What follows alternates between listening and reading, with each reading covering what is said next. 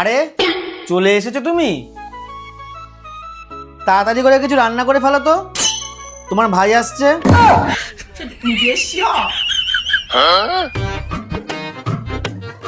অনেক গল্প হয়েছে, এবার খেয়ে নাও তো।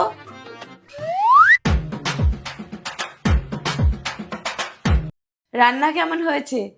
এটা আমি স্পেশাল করে বানিয়েছি। ভালো। তুমি কিছু বলছো না যে? দারুণ হয়েছে, লাভ ইউ। শুধু একটু নুন বেশি লাগছে, এতে তোমার কোনো দোষ নেই। বাজারে আজকাল যা সব নুন আসছে, আর আদা রসুন লঙ্কা একটু কম করে দিও।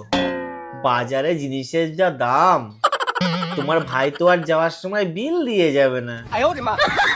আর একটু পোড়া পোড়া গন্ধ আসছে, মনে হয় কড়াইটা একটু পাতলা হয়ে গেছে, পাল্টাতে হবে। তোমরা খাও।